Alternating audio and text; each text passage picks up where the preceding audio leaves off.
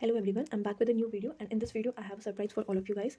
As in this video I'm launching new question series for physics और ये video जो है वो आपके फिजिक्स के डर को खत्म कर देगा। ये क्यों लिखा है मैंने फिजिक्स के डर को खत्म कर देगा, क्योंकि एंड टाइम पे आप फॉर्मूला रिवाइज कर लोगे, आप इंपॉर्टेंट कॉन्सेप्ट्स रिवाइज कर लोगे, लेकिन क्वेश्चन प्रैक्टिस करने का मन नहीं करेगा, या फिर क्वेश्चन प्रैक्टिस करने का ज़्यादा मतलब कम टाइम के अंदर ज़्यादा क्वेश्चन प्रैक्टिस करना है। ठीक है, तो क्वेश्चन को सॉल्व कर और ये नहीं पता है क्वेश्चन प्रैक्टिस करे तो कहाँ से करे, किस टाइप के क्वेश्चन करे। तो जो इंपॉर्टेंट क्वेश्चन है, जैसे कि हर जगह ये डिस्कस होता है कि यूपीएससी नर्सिंग और पैरामेडिकल के लिए आप नीट के पीवाईक्यूज कर जाइए और एक चैप्टर में बनने वाले टिपिकल टाइप ऑफ क्वेश्चंस जो होते हैं वो सॉल्व कीजिए। तो इस वाली सीरीज़ के अंदर मैं उसी टाइप के क्वेश्चंस लेके आऊँगी, जिसके अंदर जो कि मिक्सचर होगा। इसमें जो क्वेश्चंस आएंगे उसके अंदर कुछ नीट के पीवाईक्यूज होंगे और साथ में किसी भी चैप्टर में जो इंपॉर्टेंट टाइप ऑफ क्वेश्चंस बनते हैं वो होंगे। मैं कोई पेपर प्रेडिक्टर नहीं हूँ, ना ही मैं ये चीज़ बता सकती हूँ कि क्या इंपॉर्टेंट है क्या नहीं है, लेकिन ये चीज़ है कि एक चैप्टर के अंदर अगर इस टाइप का क्वेश्चन बन रहा है, एक टाइप का क्वेश्चन बन रहा है, तो उस टाइप के क्वेश्चंस मैं अगर करवा दूंगी तो वो हेल्पफुल होगा। उससे रिलेटेड ही तो क्वेश्चन आएंगे।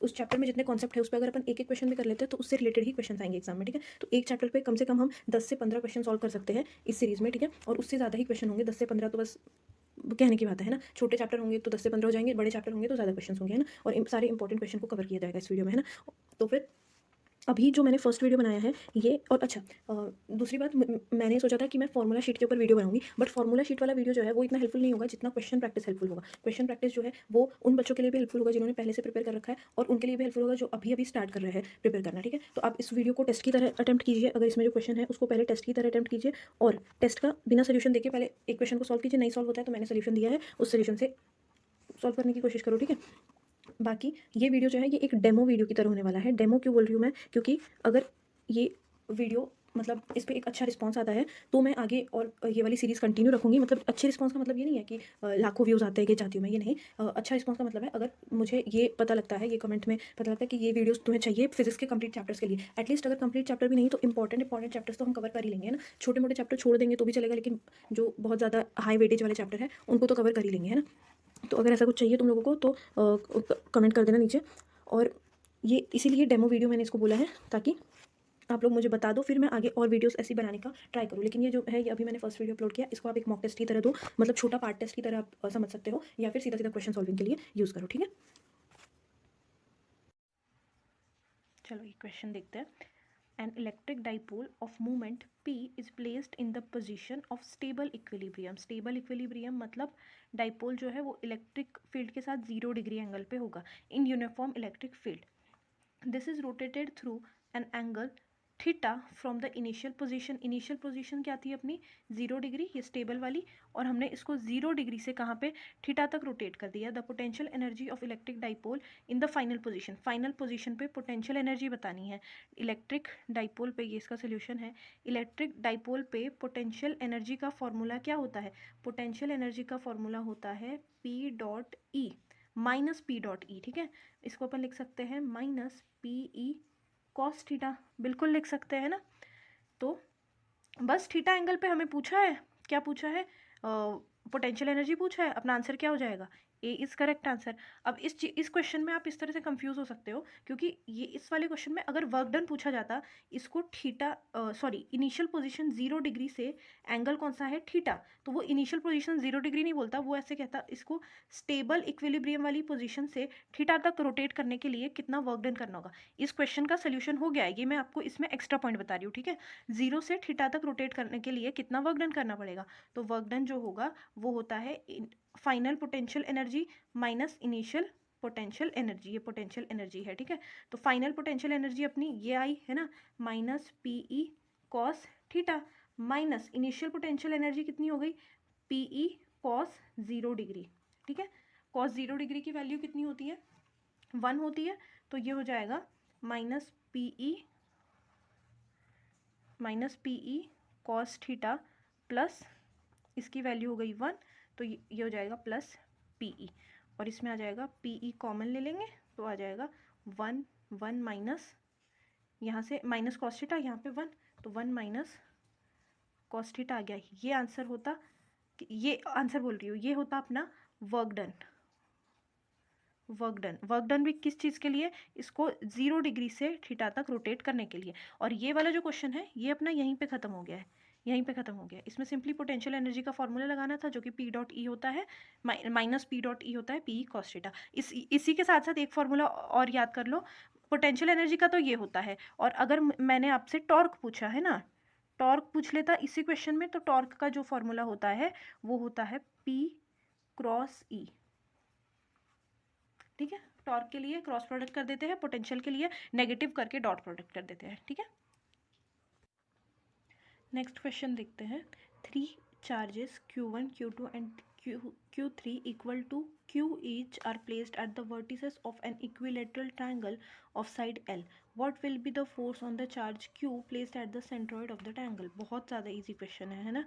देखो ये है एक ट्रायंगल, ये इक्विलेटरल ट्रायंगल है, मतलब तीनों साइड सेम होंगी और एक साइड हमें L दी हुई है, तो तीनों साइड L हो जाएंगी और तीनों के यहाँ पे क्यू क्यू चार्ज प्रेजेंट है। ठीक है, और सेंट्रॉइड में एक कैपिटल क्यू चार्ज प्रेजेंट है, ये रहा जो यहाँ पे बताया गया है। सेंट्रॉइड में कैपिटल क्यू चार्ज प्रेजेंट है, इसके ऊपर हमें फोर्स पूछा है। ठीक है, तो इस चार्ज के ऊपर फोर्स कितना लगेगा? देखो रेगुलर पेंटागन जो होता है, पेंटागन कह रही हूँ मैं, रेगुलर पॉलीगन हो अगर कोई भी रेगुलर पॉलीगन और उसके सभी कॉर्नर्स पे, है ना, सभी कॉर्नर्स पे अगर चार्ज प्रेजेंट हो, है ना, कोई भी चार्ज प्रेजेंट हो, सेम चार्ज होना चाहिए, है ना, इसका जो वैल्यू है वो सेम होना चाहिए। तो अगर उनके सेंट्रॉइड पे हम देखते हैं, उस पॉलीगन के सेंट्रॉइड के ऊपर नेट फोर्स की वैल्यू क्या आती है? 0 आती है। वो अभी मैं बता देती हूँ कैसे, इस ट्रायंगल में कैसे होगा। जैसे कि ये Q, ये पॉजिटिव Q, ये भी पॉजिटिव Q, ये इसको रिपेल कर रहा होगा, तो इसके लिए इसकी फोर्स यहाँ पे लग रही होगी, हम मान लेते हैं F, है ना। ये पॉजिटिव Q और ये Q, ये इसको रिपेल करेगा, तो ये यहाँ पे फोर्स लगाएगा जो कि है F। ये भी सेम होगा क्योंकि देखो ये F जो है ये KQ स्मॉल q अपॉन, अगर इस डिस्टेंस को मैं r मान लेती हूँ तो अपॉन r² हो जाएगा। ये वाली डिस्टेंस भी r होने वाली है, ये वाली भी r होने वाली है, और ये यहाँ पे फोर्स लगाएगा इसको। ठीक है, अब ये तीनों फोर्सेस जो है वो एक दूसरे के साथ 120 के एंगल पे, मान लो पहले मैं इन दोनों का वो निकाल लेती हूँ रिजल्टेंट, तो इन दोनों का रिजल्टेंट मतलब दो वेक्टर f और f, कोई भी दो वेक्टर 120 के एंगल पे है, तो इन उनका जो रिजल्टेंट होता है वो उसी वेक्टर के इक्वल आता है।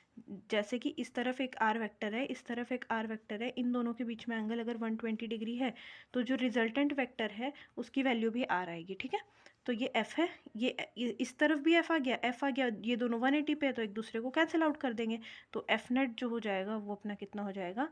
0 हो जाएगा। ठीक है, ये हो गया इस क्वेश्चन का आंसर, और ये बहुत इजी क्वेश्चन है। मैं इस वीडियो में वही वाले क्वेश्चंस करा रही हूँ जो किसी एक चैप्टर में टिपिकल इन टाइप के क्वेश्चंस बनते हैं। ठीक है, और यही टाइप के क्वेश्चंस अगर आप सॉल्व करके जाओगे तो कुछ ना कुछ हेल्प होगी ही, है ना। और एक बार ये वेक्टर वाला कॉन्सेप्ट देख लो, 120 डिग्री पे रहेगा तो r आएगा, 90 डिग्री रहेगा एंगल बीच में, ये कुछ रटने वाला नहीं है, बट याद रहता है तो इजी होता है सॉल्व करने को। तो अगर इन दोनों वेक्टर्स के बीच में एंगल 90 डिग्री है, 90 डिग्री, तो बीच वाला जो रिजल्टेंट है वो क्या आएगा? √2r आएगा। ठीक है, और अगर दो वेक्टर जो है उनके बीच में एंगल जो है 60 डिग्री का है, मान लो यहाँ पे 60 डिग्री का एंगल है, ये राइट एंगल जैसे दिख रहा है पर ये है नहीं, मानो ये 60 डिग्री का एंगल है r और r, तो इनका जो रिजल्टेंट है वो √3r आता है। ठीक है, इस क्वेश्चन का आंसर हो गया 0। और जब भी कोई रेगुलर पॉलीगन होगा उसके सभी कॉर्नर पे सेम चार्ज प्रेजेंट होगा, तो सेंट्रॉइड पे जो नेट फोर्स होगा या फिर नेट इलेक्ट्रिक फील्ड, अगर ई नेट पूछेगा तो ई नेट भी क्या होने वाला है? 0 होने वाला है। ठीक है, नेक्स्ट क्वेश्चन देखते हैं। Electric field at equator of dipole is E if the strength of distance is now double. R को डबल कर दिया है, इलेक्ट्रिक फील्ड जो है वो E है, इक्वेटर बोला है। ठीक है, इक्वेटर, डाइपोल के इक्वेटर पे इलेक्ट्रिक फील्ड E है, R को डबल कर दिया, then the electric field will be, देखो एक्सिस पे और इक्वेटर पे, दो पे, इलेक्ट्रिक फील्ड जो होती है डाइपोल के इक्वेटर पे वो होती है अपनी Kp/r³। दूसरा ये भी इसी क्वेश्चन में अगर एक्सिस आ जाता है यहाँ पे तो वो बता देती हूँ, इलेक्ट्रिक फील्ड डाइपोल के एक्सिस पे क्या होती है? 2Kp/r³ होती है। ठीक है, अब यहाँ पे देख लेते हैं, इक्वेटर पे मतलब इलेक्ट्रिक फील्ड जो है वो प्रोपोर्शनल हो गई 1/r³ के, है ना। अब हमने पहले अपनी इलेक्ट्रिक फील्ड मान लो, पहले अपनी इलेक्ट्रिक फील्ड क्या आती? इनिशियली क्या आ जाती? के पी अपॉन आर क्यूब, है ना। इतना डिटेल, इतना मतलब लंबा चौड़ा सॉल्व करना है तो कर लो चाहे। अब देख लो आप, ये ई जो ई है इन्वर्सली प्रोपोर्शनल आर क्यूब है। आर को मैंने डबल कर दिया, आर को अगर मैं डबल कर दूंगी, देखो यहाँ पे अगर मैंने आर को 2r लिख के फिर क्यूब कर दिया तो ये हो जाएगा मेरा 8r क्यूब। मतलब 8 टाइम्स इलेक्ट्रिक फील्ड क्या हो गई, डिक्रीज हो गई, ठीक है। अगर किसी को ऐसे समझ आ रहा है तो सीधा सीधा उसका आंसर आ जाएगा E/8, है ना। और अगर ऐसे नहीं समझ आ रहा है तो मैं बता देती हूँ अच्छे से सॉल्व करके। ये वाला तो एक्स्ट्रा फॉर्मूला है, ठीक है, इसमें यही वाला अप्लाई हो रहा है ना, ये ध्यान देना, इसमें ये वाली चीज़ दिखी जा रही है। इक्वेटर के ऊपर KP/R क्यूब है तो ई इनिशियल शुरू में कितना निकल गया अपना, KP/R क्यूब, है ना। अब आर को मैंने 2r क्यूब कर दिया, 2r क्यूब कर दिया तो मेरी नई वाली electric field I YKP upon, यहाँ पे ये ई है और ये मेरी फाइनल ई न्यू जो आई वो आई मेरी KP upon 8r cube, are की जगह मैंने 2r रखा तो, है ना। तो ई की वैल्यू क्या है, KP अपॉन आर क्यूब की वैल्यू क्या है ई, तो ये हो जाएगा E/8 नई इलेक्ट्रिक फील्ड, ठीक है। जिसको जैसे समझ आता है वैसे। अब हम नेक्स्ट क्वेश्चन देखते हैं। An electron of mass m and charge q is accelerated from rest in a uniform electric field of strength E. The velocity of acquired by it to travel distance L. L distance travel करने के लिए इसको कितनी velocity लगेगी। देखो electron है, charge कितना है Q, ठीक है। इलेक्ट्रॉन जो है इस पे फोर्स जो हो जाएगा वो क्या हो जाएगा Q इंटू ई, क्योंकि इलेक्ट्रिक फील्ड ई गिवन है हमें, है ना। और फोर्स को मैं एम में लिख सकती हूँ, M A is equals to Q into E, और मास की जगह एम ही रहेगा क्योंकि इलेक्ट्रॉन का मास एम गिवन है। यहाँ से मैंने एक्सेलरेशन निकाल लिया जो कि आ गया मेरा QE/m, और इनिशियल वेलोसिटी जो है 0 है मुझे गिवन है, और L डिस्टेंस के लिए ट्रैवल किया है, और V निकालना है, V पूछा है, ठीक है। तो निकाल लो, V² is equals to U² plus 2AS लगा दो, ये वाली इक्वेशन लगाएंगे, U की वैल्यू 0 रखेंगे तो V² is equals to 2L, L into A की वैल्यू QE/m, तो V की वैल्यू क्या आ जाएगी, √2LQE अपॉन m, तो √2LQE/m, ए क्या होगा, करेक्ट आंसर होगा। ठीक है, नेक्स्ट क्वेश्चन देखते हैं। 2 parallel infinite line charges with linear, पहले तो लाइन चार्जेस है with linear charge density plus lambda, एक की प्लस लेमडा, एक की माइनस लेमडा चार्ज डेंसिटी है, are placed at distance 2r in a free space. What is the electric field midway in between two line charges? ये important question type है, NEET 2019 में आया हुआ है, ठीक है। नीट का PYQ है, 2019 में आया हुआ है। देखते हैं, एक फर्स्ट वायर ले ली मैंने, इसके ऊपर ये लाइन चार्ज है ना, इसके ऊपर क्या है, ये पॉजिटिव लेमडा वो है, इसकी charge density, linear charge density positive plus lambda, और इसकी लीनियर चार्ज डेंसिटी जो है ये हो गई माइनस लेमडा, ठीक है। ये प्लस लेमडा और माइनस लेमडा क्यूब चार्ज जो है उसके नेचर को बता रहा है ना, ये पॉजिटिव है, ये नेगेटिव है ना। वैसे डेंसिटी की वैल्यू जो है वो सेम है। अब देखते हैं, और इन दोनों के बीच में डिस्टेंस है 2r, यहाँ लिखा होगा ना 2r इन फ्री स्पेस, और इनके बीचों बीच मतलब दोनों से r डिस्टेंस दूर हमें क्या पूछा है, एक पॉइंट रख लेते हैं कोई भी, इसके ऊपर इलेक्ट्रिक फील्ड की वैल्यू। तो पॉजिटिव की वजह से इलेक्ट्रिक फील्ड इधर होगी और नेगेटिव वाले की वजह से भी इलेक्ट्रिक फील्ड इधर होगी, तो दोनों की इलेक्ट्रिक फील्ड इस साइड होगी तो एड अप हो जाएगी, ठीक है। तो देखो लाइन चार्ज जो होता है, लाइन चार्ज, इसकी वजह से इलेक्ट्रिक फील्ड जो होती है उसकी वैल्यू होती है 1/2πε0 λ/r। इतना समझ आ रहा है, ये तो सीधा सीधा फॉर्मूला है, याद रखो, है ना। और वैसे इसको निकालने का मैं बताती हूँ तरीका, पहले इसको सॉल्व कर लेते हैं। अगर फॉर्मूला लर्न है आपको उस बेसिस पे, बाकी मैं बता देती हूँ कि ये आएगा भी कैसे, है ना। ये लाइन चार्ज की वजह से होता है, तो ये एक लाइन चार्ज की वजह से पॉजिटिव लेमडा की तरफ वजह से इस तरफ कितना होगा, इतना होगा, है ना। और नेगेटिव लेमडा की वजह से एक काम करते हैं, ई नेट जो आ जाएगा अपना वो ई होगा पॉजिटिव लेमडा की तरफ से plus E due to negative lambda, जो दोनों की लेमडा का मतलब है ये इनकी चार्ज डेंसिटी वाले वायर बता रही हूँ मैं, ठीक है। दोनों की इस तरफ होगी तो ये जो है डबल हो जाएगा, lambda upon 2πε0r plus lambda upon में 2πε0r। तो आंसर कितना आ जाएगा अपना 2 लेमडा अपॉन 2πε0r, तो ये हो जाएगा lambda upon pi epsilon not r. ठीक है, इस क्वेश्चन का आंसर ये आ गया। और वैसे मैं आपको बता देती हूँ कि ये यहाँ तक ये क्वेश्चन सॉल्व हो गया। अच्छा, इसमें एक और चीज़ है कि इस लेमडा को आप चाहो, आप मतलब ऐसे आ सकता है आपके दिमाग में कि यहाँ पे पॉजिटिव लेमडा और नेगेटिव लेमडा है, तो यहाँ पे भी मैं वैल्यू प्लस लेमडा और माइनस लेमडा लिखूँगी। नहीं, पॉजिटिव और नेगेटिव बता रहा है इस वायर में जो चार्ज है वो किस नेचर का है, इसमें पॉजिटिव इसमें नेगेटिव है, तो इन दोनों के साइन के बेसिस पे ही तो हमने इलेक्ट्रिक फील्ड की डायरेक्शन ले लिया, तो इनको सीधा सीधा ऐड कर दो, यहाँ पे माइनस लगाने की ज़रूरत नहीं होती है। ठीक है, और ठीक है, ये क्वेश्चन तो सॉल्व हो गया यहाँ तक, ये इसका आंसर है। और मैं बता रही थी कि जो लीनियर चार्ज है, वैसे इसका फॉर्मूला याद रखोगे तो ठीक रहेगा, और इसके डेरिवेशन पे कोई क्वेश्चन नहीं आता, फिर भी देख लेते हैं लीनियर चार्ज जो है उसकी वजह से इलेक्ट्रिक फील्ड की वैल्यू इतनी कैसे आती है ना। जैसे मान लो एक ये मेरा पॉजिटिव लीनियर चार्ज है, इसका मैंने एक गॉसियन सरफेस बनाई, तो मान लो ये बना दी मैंने सरफेस, और ये है आर पॉइंट, पी पॉइंट ले लिया मैंने, कोई आर डिस्टेंस दूर है ना, यहाँ से आर डिस्टेंस दूर मैंने पी पॉइंट ले लिया। तो गाउस थ्योरम क्या होती है ना, ये देखो, इससे आपका रिवीजन ही हो रहा है। ठीक है, ये कोई इतना वैसी वाली चीज़ नहीं है। E d s is equals to enclosed,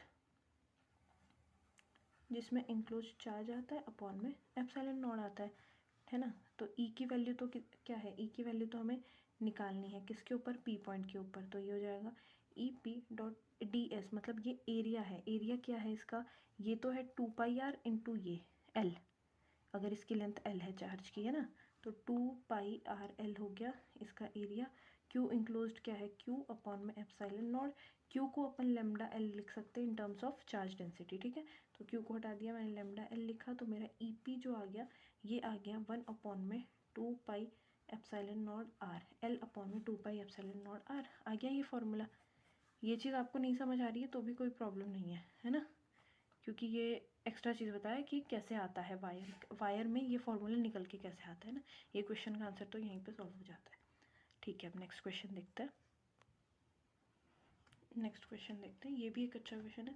2 point charge A and B having charges plus Q और minus Q respectively are placed and force between them is F. ठीक है, if 25% of charge A is transferred to B, then force between charges become। ठीक है, हाँ,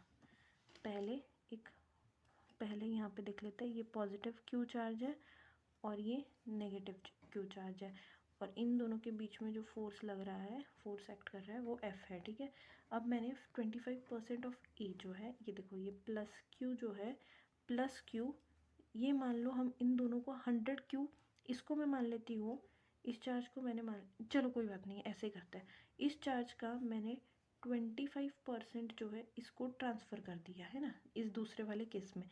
ये मेरा first case है, case 1, जिसमें मैंने इन दोनों को नॉर्मली रखा, तब मेरा फोर्स इन दोनों के बीच में निकालूंगी तो कितना आएगा, Q² अपॉन में R², अगर इनके बीच की डिस्टेंस R है। ठीक है, सेम डिस्टेंस पे मैंने रखा है, लेकिन 25% इसका चार्ज मैंने इसको दे दिया। 25% मतलब 1/4, मतलब अगर मैंने Q में से, ये जो मेरा Q चार्ज है, इसमें से Q/4 जो है वो इसको दे दिया है, Q को, माइनस Q को, तो माइनस Q प्लस Q/4 हो जाएगा यहाँ पे, और यहाँ पे कितना बच जाएगा, 3Q/4 बच जाएगा पॉजिटिव चार्ज। ये देखो, यहाँ पे प्लस 3Q/4 है, और यहाँ पे अपना कितना हो गया, माइनस Q, और ये प्लस Q/4, तो ये चीज़ आ जाएगी अपनी 4 माइनस 3Q/4 आ जाएगा। ठीक है, अब इन दोनों के बीच में हम फोर्स निकाल लेते हैं। F इज इक्वल्स टू आ जाएगा K इंटू, इन दोनों को मल्टीप्लाई करो, 9Q² अपॉन 16, और फिर बीच का डिस्टेंस R²। तो F की वैल्यू कितनी है, ये है F' है ना। F की वैल्यू आई अपनी KQ²/R² जो है, इसकी जगह मैंने लिख दिया F, तो F' जो आ गया वो मेरा आया है 9F/16, ये मेरा क्या होगा, आंसर होगा। ठीक है, नेक्स्ट क्वेश्चन देखते हैं। Electric field intensity at a point in between 2 parallel sheets with like charges, charge same है, ये चार्जेस हैं, like charges of surface charge density sigma, sigma उनकी चार्ज डेंसिटी है, दोनों शीट्स जो है वो उनका चार्ज सेम है और पैरेलल है। तो मान लो ये मेरी फर्स्ट शीट हो गई, मैंने मान लिया इसका पॉजिटिव चार्ज है ना, और ये मेरी सेकेंड शीट हो गई है ना, ठीक है। और शीट के वजह से लाइक चार्जेस ऑफ, और ये क्या है, सरफेस चार्ज डेंसिटी सिग्मा, इन दोनों की सरफेस चार्ज डेंसिटी सिग्मा है। मुझे इलेक्ट्रिक फील्ड निकालनी है इनके बीच वाले पॉइंट पे, मिड वाले पॉइंट पे, ठीक है। इसके वजह से, शीट की वजह से बाहर की तरफ जो इलेक्ट्रिक फील्ड होती है वो कितनी होती है, सिग्मा अपॉन में 2 एप्सिलॉन नॉट। इस शीट की वजह, जैसे मैं एक बार इस वाले को मैं इधर समझाती हूँ ये केस। अगर मैंने एक सिंपल शीट ली है ना, इसके वजह से इलेक्ट्रिक फील्ड जो होगी वो सिग्मा अपॉन में 2 एप्सिलॉन नॉट होगी। कितने भी डिस्टेंस पे ले लो, आर डिस्टेंस पे, आर पे डिपेंड ही नहीं करती है electric field, sigma upon 2 epsilon not. इस तरफ भी सिग्मा अपॉन में 2 एप्सिलॉन नॉट होगी, ठीक है। अब ये हम देख लेते हैं, ये पॉजिटिव वाली है तो इलेक्ट्रिक फील्ड क्या होती है, पॉजिटिव से बाहर की तरफ होती है, तो इसके वजह से इधर होगी सिग्मा अपॉन में 2 एप्सिलॉन नॉट, इसके वजह से इधर होगी सिग्मा अपॉन में 2 एप्सिलॉन नॉट, एक दूसरे को कैंसिल आउट कर जाएंगे। तो ई नेट जो होगा वो भी मिड पॉइंट पे वो कितना हो जाएगा, 0। नेक्स्ट क्वेश्चन देखते हैं। 2 identical spheres with charge 4q or -2q are kept at some distance apart and exert force F on each other if they are made to touch each other।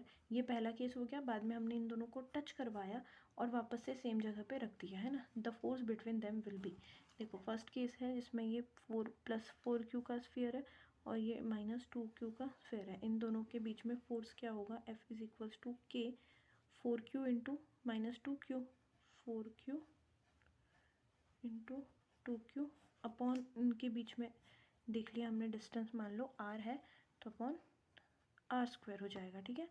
तो कि F =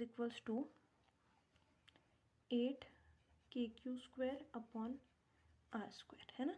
अब case 2 में मैंने क्या किया, इन दोनों को टच करवा दिया है ना, आफ्टर टच, इन दोनों को मैंने टच करवा दिया। टच करने के बाद में क्या हो जाएगा, ये मेटल का स्फीयर है ना, आइडेंटिकल स्फीयर से टच करवा दूंगी तो दोनों में इक्वलाइज नहीं हो जाएगा चार्ज।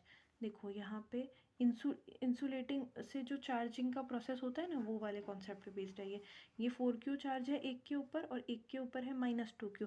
अगर आइडेंटिकल है तो दोनों आइडेंटिकल होता है तो Q1 + Q2 अपॉन में 2, मतलब आधा बढ़ जाता है चार्ज दोनों का एडअप होके।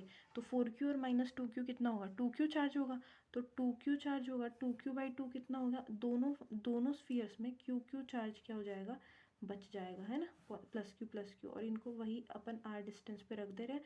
तो F' न्यू फोर्स अपना क्या आया, kq² अपॉन में r²। और हमें न्यू फोर्स ही पूछा है ना, नया वाला फोर्स पूछा है, F' क्या होगा है ना, kq² अपॉन r²। यहाँ पे kq²/r² की जगह हमने F' रख दिया तो F' क्या आ गया, F/8 आ गया आंसर। सॉरी ये दिख नहीं रहा है, F' F/8 आ गया, आंसर हो जाएगा 1/8 F, ठीक है। नेक्स्ट क्वेश्चन देखते हैं। If the electric flux entering and leaving and enclose surface respectively φ1 और φ2 है, इलेक्ट्रिक फ्लक्स अपना है ना, the electric charge inside the surface will be, है ना, चार्ज सरफेस के अंदर क्या होगा। देखो जब फ्लक्स एंटर कर रहा है तो पॉजिटिव होता है और जब सरफेस को लीव कर रहा है तो नेगेटिव होता है, ठीक है, ये चीज़ समझ आ गई। तो ये जो φ1 है ये अपना पॉजिटिव हो गया और φ2 जो है ये नेगेटिव हो गया और φ1 पॉजिटिव हो गया। द इलेक्ट्रिक चार्ज, देखो फ्लक्स जो होता है वो होता है Q अपॉन में epsilon not, charge upon epsilon not. यहाँ का अपना नेट फ्लक्स क्या है, नेट फ्लक्स है, इन दोनों को ऐड कर देंगे तो ये हो जाएगा φ1, लेकिन ये नेगेटिव होता है तो ये -φ2, φ1 - φ2, क्योंकि ये क्या कर रहा है, सरफेस को लीव कर रहा है, = चार्ज अपॉन एप्सिलॉन नॉट। तो हमें इसमें क्या पूछा है, चार्ज ही पूछा है, तो यहाँ से चार्ज की वैल्यू कितनी आ जाएगी, 5(1 - 5(2) इंटू एप्सिलॉन नॉट। आ गया आंसर, सी आ गया ना, हाँ सी आ गया, ठीक है। ठीक है, नेक्स्ट क्वेश्चन देखते हैं। What are science of two charges, इन दोनों चार्ज का साइन बताना है हमें, है ना। देखो ये क्या, इलेक्ट्रिक फील्ड लाइन्स है। इलेक्ट्रिक फील्ड लाइन्स जो है वो पॉजिटिव चार्ज से निकल के नेगेटिव चार्ज के अंदर जाती है। ये देख लो, अगर चार्ज के अंदर आती हुई इलेक्ट्रिक फील्ड्स नज़र आ रही है तो वो चार्ज नेगेटिव होगा, और अगर चार्ज से बाहर निकलती हुई नज़र आ रही है तो वो चार्ज पॉजिटिव होगा। इस वाले चार्ज के अंदर आ रही है इलेक्ट्रिक फील्ड्स, देखो इसकी तरफ आ रही है ना, तरफ आ रही है, तो इसका मतलब ये चार्ज कौन सा हो गया, ये चार्ज नेगेटिव हो गया। इसके भी तरफ ही आ रही है तो ये वाला चार्ज भी नेगेटिव हो गया। और अगर मान लो इन दोनों में आपको पूछ ले मैग्नीट्यूड, मैग्नीट्यूड दोनों चार्ज का कंपेयर करवा दे तो किसका मैग्नीट्यूड ज़्यादा होगा, Q2 का ज़्यादा होगा या Q1 का ज़्यादा होगा। दोनों का नेचर तो सेम है, दोनों ही नेगेटिव चार्ज है। अब अगर मैग्नीट्यूड पूछेगा तो देखो इसमें इलेक्ट्रिक फील्ड लाइंस कितनी है 3 और इसमें इलेक्ट्रिक फील्ड लाइंस कितनी है 5। तो जो मैग्नीट्यूड ऑफ चार्ज होता है वो प्रोपोर्शनल होता है number of electric field lines के, है ना। इसलिए Q2 का मैग्नीट्यूड जो होगा वो ज़्यादा होगा Q1 से, ऐसा भी क्वेश्चन आ सकता है, ठीक है। चलो नेक्स्ट क्वेश्चन देखते हैं। An electric charge Q is placed at the centre of side L is placed at the centre, ये क्या क्वेश्चन, अच्छा ये मैंने, an electric charge of Q is placed at the centre of cube, है ना, यहाँ पे क्यूब आ जाएगा, cube of side L, the electric flux on one of its face will be. अच्छा ये बहुत अच्छा क्वेश्चन है। ये देखो ये एक क्यूब है जैसे, है ना, और इसके सेंटर पे मैंने एक चार्ज क्यू रख दिया, ठीक है। उस चार्ज क्यू की वजह से इस पूरे क्यूब के सारे फेसेस से ये चार्ज की क्या होगी, फील्ड लाइंस निकल रही होगी ना, फील्ड लाइंस निकल रही होंगी। तो इस चार्ज क्यू जो सेंटर पे रखा हुआ है इसकी वजह से जो अपना इलेक्ट्रिक फ्लक्स फाई होता है, सारे फेसेस के लिए बता रही हूँ मैं, ठीक है। Electric flux on all of this 6 faces जो होता है वो क्या होगा, चार्ज क्यू की वैल्यू अपॉन एप्सिलॉन नॉट, यही तो होता है electric flux, charge upon epsilon not. लेकिन अब हमें पूछा है कि the electric flux on one of its face, ये पूरी हमने ये 6 फेस के लिए निकाला, अब हमें सिर्फ एक फेस के लिए पूछा है। जैसे कि मान लो मैंने ये वाली एक फेस ले ली है ना, तो इसके लिए पूछा है, तो सिंपल मेथड है। अगर 6 फेस के लिए Q बाई एप्सिलॉन नॉट है तो 1 फेस के लिए कितना होगा, 5 is equals to Q by 6 epsilon not, simple, आ गया आंसर। और इसी में अगर तुम्हें ऐसे पूछ लिया होता कि 2 फेस के लिए बताओ, 2 कॉन्जिक्यूटिव फेसेस के लिए बताओ, तो देखो 6 फेस के लिए Q बाई एप्सिलॉन नॉट आया, तो एक फेस के लिए कितना आएगा Q बाई 6 एप्सिलॉन नॉट, ये तो अपना आंसर हो गया। अब आगे बता रही हूँ मैं, अगर इसी में ऐसा भी क्वेश्चन पूछ ले तो 2 फेस के लिए पूछेगा तो मैं इसी को 2 से मल्टीप्लाई कर दूंगी। अगर मान लो एक फेस के लिए Q बाई 6 एप्सिलॉन नॉट है फ्लक्स, तो 2 फेस के लिए कितना हो जाएगा Q by 6 epsilon not into 2, तो जो कि क्या आ जाएगा Q बाई 3 एप्सिलॉन नॉट। अगर 3 फेसेस के लिए पूछा तो इसको मैं 3 से मल्टीप्लाई कर दूंगी, सिंपल मेथड है, कुछ नहीं है ना। ठीक है, नेक्स्ट क्वेश्चन देखते हैं। In a region the intensity of electric field given by E is equals to 8 I cap plus 8 J cap plus K cap in newton per coulomb, the electric flux निकालना है associated to surface S is equals to 10 I cap in the region S, है ना, electric flux निकालना है हमें, ठीक है। तो हमें देखो इलेक्ट्रिक फ्लक्स का फॉर्मूला क्या होता है, फ्लक्स होता है phi is equals to E dot A, है ना, और इसको मैं ई डॉट ए को ई ए कॉस थीटा भी लिख सकती हूँ ना, ई ए कॉस थीटा भी लिख सकती हूँ। इस चीज़ को तो छोड़ो, मतलब मुझे डॉट प्रोडक्ट करना है ई का और सरफेस एरिया ए का, तो ये मुझे ई दिया हुआ है, सरफेस एरिया ए दिया हुआ है, कुछ नहीं करना, सिंपली डॉट प्रोडक्ट कर दो। 8 I cap plus 8 J cap plus K cap, इसको सीधा भी कर सकते हो, वो तो मैं समझाने के लिए लिख के दे रही हूँ, है ना। और यहाँ पे 10 आई कैप, डॉट प्रोडक्ट में क्या करते हैं, आई को आई से मल्टीप्लाई करते हैं, जे को जे से, के को के से। यहाँ पे जे और के वाले तो ज़ीरो है, तो ये कितना हो जाएगा 80 आई कैप न्यूटन पर मीटर स्क्वायर, सॉरी ये स्केलर क्वांटिटी हो गया ना, तो आंसर आ जाएगा 80 बी, ठीक है। चलो हम एक और क्वेश्चन देख लेते हैं। 5 electric dipoles of charge Q, 5 dipole है ना, are placed into a shell, what will be the amount of electric field E associated with the shell. ये एक मैंने शेल लिया और इसके अंदर 5 इलेक्ट्रिक डाइपोल रख दिया, ठीक है, 5 डाइपोल। एक डाइपोल में क्या होता है, एक पॉजिटिव चार्ज होता है, एक नेगेटिव चार्ज होता है, जिसे हम एक छोटे से डिस्टेंस पे रख देते हैं। ये एक डाइपोल की कहानी है। तो एक डाइपोल का नेट चार्ज जो है वो 0 होता है वैसे देखा जाए तो, ठीक है।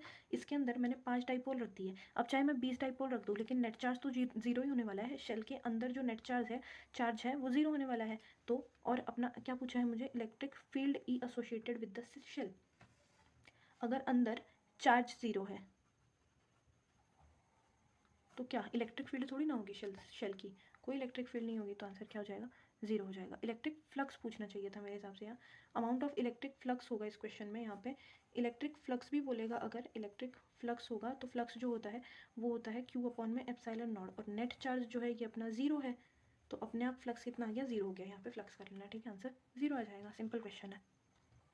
देखो ये सब मैंने इंपॉर्टेंट टाइप के बहुत सारे क्वेश्चन करा दिए हैं, लेकिन इसके अलावा भी कुछ टाइप के क्वेश्चन होता है जो मैंने अभी यहाँ पे नोट डाउन नहीं किया, लेकिन मैं आपको उसका टाइप बता देती हूँ। जैसे एक क्वेश्चन इस चीज़ से रिलेटेड आता है, जैसे एक पेंडुलम होता है जिसपे मैंने 2 चार्ज को क्या कर दिया है, पेंडुलम से लगा दिया है ना।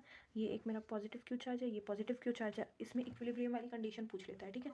तो आपको अगर इस तरह का कोई क्वेश्चन पूछा जाता है तो सिंपली कैसे सॉल्व करना है, ये एंगल मान लो थीटा है, यहाँ पे इस पर चार्ज, इस ये जो पेंडुलम से ये जो नॉब लगा हुआ है इस पे चार्ज Q है और मास M है, अगर तो नीचे mg लग रहा होगा। और ये अगर पॉजिटिव चार्ज है, ये पॉजिटिव है, तो ये इसको रिपेल कर रहा होगा यहाँ पे Fe से, फोर्स से। और इसमें भी यही सेम कहानी, नीचे mg लग रहा होगा और यहाँ पे क्या होगा, Fe लग रहा होगा, ठीक है। ये आपको लेंथ दे दी हो गई दी गई होगी इसकी, ये कुछ x डिस्टेंस होगा मान लो, है ना। तो आपको या तो x पूछ सकता है, आप इसमें Fe की वैल्यू जो है ये कितनी लिख सकते हो, Q² अपॉन ये, अगर ये x है तो x और x कितना हो जाएगा, 2x का होल स्क्वायर हो जाएगा। ये आप Fe की वैल्यू रख सकते हो। फिर बाद में ये चारों तरफ की फोर्सेस को क्या कर देंगे, बैलेंस कर देंगे। यहाँ वाली फोर्स कैसे लिखेंगे, देखो यहाँ पे थीटा, ये अगर थीटा है तो देखो ये z बन रहा है, यहाँ पे भी ये एंगल भी थीटा होगा, है ना। और यहाँ पे टेंशन भी लग रही होगी, ठीक है, ये भी आप देख सकते हो यहाँ पे टेंशन कितना होगा। इस तरह से आपको क्वेश्चंस पूछ सकते हैं। तो आप इसको सिंपल जो अपन FBD बना के फोर्सेस को इक्विलिब्रियम में ला के बैलेंस करते हैं ना, वो वाला कॉन्सेप्ट लगेगा। अगर इससे रिलेटेड कोई क्वेश्चन आता है तो इस तरह से सॉल्व होगा, ठीक है। इसके अलावा एक क्वेश्चन ऐसा भी आता है जिसमें देखो एक चार्ज यहाँ पे रखा मैंने, दूसरा चार्ज यहाँ पे रखा मैंने, और फिर बोला है कि इसका मान लो मैं इसमें कोई थर्ड चार्ज रखना चाहती हूँ, +Q रखना चाहती हूँ, तो उसका इक्विलिब्रियम पोजीशन बताओ। तो वो क्या होगा, अगर मुझे इसको इक्विलिब्रियम में रखना है तो ये चार्ज जो है इस चार्ज के ऊपर कितना फोर्स लगाएगा, मान लो ये इसको इधर रिपेल कर रहा है और इस चार्ज के ऊपर ये वाला चार्ज इधर रिपेल कर रहा है, इस चार्ज की बात हो रही है ये, है ना। तो ये दोनों फोर्सेस इक्वल कर दूंगी मैं, मतलब इस चार्ज की वजह से क्या होगा कि ये कैपिटल Q अपॉन में, मान लो ये x है और ये भी डिस्टेंस x है, upon x² is equals to ये वाली फोर्स, ये वाली भी सेम फोर्स होगी Q capital Q upon x²। लेकिन अपन को बीच की डिस्टेंस r दी हुई है अगर कंप्लीट, तो ये वाली जो हो जाएगी ये r-x रख लूँगी मैं, ठीक है। तो एक साइड की डिस्टेंस को मैंने r-x लिख लिया, एक साइड को r लिख लिया, और फिर बाद में मैं सॉल्व कर लूँगी जिसमें मुझे अगर x की वैल्यू पूछी है, ठीक है। इसके अलावा इसी टाइप में बैलेंस वाले में ही एक और क्वेश्चन आता है जो कि देखो वो एक ऐसा क्वेश्चन है कि Q चार्ज है एक और एक और Q चार्ज है, ठीक है। और इन दोनों Q चार्जेस के बीच में, इन दोनों Q चार्जेस के बीच में मुझे एक स्मॉल Q चार्ज लाना है ना, स्मॉल Q चार्ज लाना है। देखो ये वाला जो केस मैंने बताया, ये वाला केस, इसके अंदर पॉजिटिव Q, मतलब पॉजिटिव Q नहीं, जो हम बीच में जो चार्ज ला के रख रहे हैं वो उसका वो देखना है कि वो खुद चार्ज इक्विलिब्रियम में है। लेकिन इस केस के अंदर ये तीनों चार्ज, ये +Q, ये +Q और ये जो नया चार्ज लेके आ रही हूँ मैं, ये तीनों ही चार्ज इस सिस्टम के अंदर इक्विलिब्रियम में होने चाहिए, ठीक है। और इस वाले केस में देखो अगर ये तीनों पॉजिटिव है, ये तीनों पॉजिटिव है, तो ये चार्ज यहाँ बीच में होगा, दोनों चार्जेस के बीच में होगा। और अगर एक चार्ज पॉजिटिव और एक चार्ज नेगेटिव है तो ये जो Q चार्ज होगा ये हमारा एक चार्ज से अवे फ्रॉम वन चार्ज है ना, वो होगा तो जॉइनिंग वाली लाइन पे ही, है ना। और इसमें देखो ये Q और ये Q चार्ज है, इसमें मैं एक पॉजिटिव Q नहीं, मैं बस एक चार्ज Q ले आई, है ना। कौन सा चार्ज लाई हूँ, Q। इसको मैंने इस फील्ड में एंटर करवाया, मतलब इन दोनों चार्ज के बीच में रखा।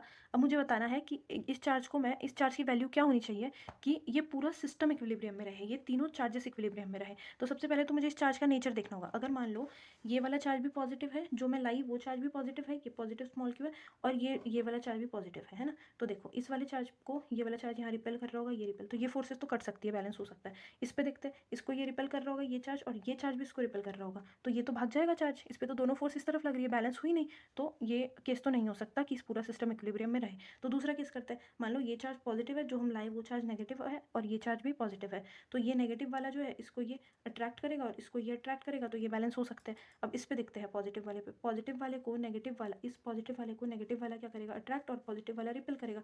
यहाँ पे भी ये अट्रैक्ट करेगा, ये रिपेल करेगा, तो ये केस बन सकता है, ठीक है। तो बीच वाला जो चार्ज होगा वो अपोजिट नेचर का होगा, अगर ये दोनों पॉजिटिव है तो ये वाला चार्ज जो है वो अपोजिट नेचर का निकाल लेंगे अपन, ठीक है। और वैल्यू तो आप वही सेम इक्विलिब्रियम में रखो, दोनों फोर्सेस को इक्वल करो, इस वाली को इसके इक्वल करो, इस वाली को इसके इक्वल करो, और चार्ज की वैल्यू निकाल सकते हो, ठीक है। इस टाइप का भी क्वेश्चन आ सकता है, मतलब जो कि ये इंपॉर्टेंट क्वेश्चन टाइप्स में ही बनता है इलेक्ट्रोस्टैटिक्स चैप्टर की। और एक चीज़ है कि मूविंग चार्ज है ना, चार्ज मूव कर रहा है, एक तो चार्ज रेस्ट पे है, फिर एक चार्ज किससे, यूनिफॉर्म स्पीड से मूव कर रहा है, यूनिफॉर्म स्पीड से, है ना, और एक चार्ज पे क्या है, एक्सेलरेशन लग रहा है, कोई एक्सेलरेशन के साथ मूव कर रहा है। तो अगर चार्ज रेस्ट पे है, यूनिफॉर्म स्पीड पे है और एक्सेलरेशन से मूव कर रहा है, तो हमें बताना है किसमें इलेक्ट्रिक फील्ड प्रोड्यूस होगी और किसमें मैग्नेटिक फील्ड प्रोड्यूस होगी और किसमें इलेक्ट्रोमैग्नेटिक वेव्स प्रोड्यूस होंगी, मतलब इलेक्ट्रिक और मैग्नेटिक दोनों फील्ड प्रोड्यूस होंगी। अगर चार्ज रेस्ट पे है तो इलेक्ट्रिक फील्ड प्रोड्यूस होगी, अगर चार्ज यूनिफॉर्म स्पीड से चल रहा है तो इलेक्ट्रिक और मैग्नेटिक फील्ड दोनों प्रोड्यूस होंगी, अगर चार्ज क्या है, एक्सेलरेटेड है तो इलेक्ट्रिक फील्ड भी प्रोड्यूस होगी, मैग्नेटिक फील्ड भी प्रोड्यूस होगी और इलेक्ट्रोमैग्नेटिक वेव्स भी प्रोड्यूस होंगी। आई बात समझ में, है ना। इस चीज़ को आप सुनो ज़्यादा, लिखने वाली पे कम कॉन्सेंट्रेट करो, ठीक है। मैंने ये वाला जो पेज है इसके अंदर और भी जो इंपॉर्टेंट क्वेश्चन टाइप्स बन सकते हैं जिसको मैं क्वेश्चन में नहीं ला पाई, तो उनको मैंने एक कॉन्सेप्ट के फॉर्मेट में समझा दिया है, ठीक है। Thank you so much, and please let me know in comment section if you want me to continue this series further, okay. And if you like my content, then please subscribe, like and share.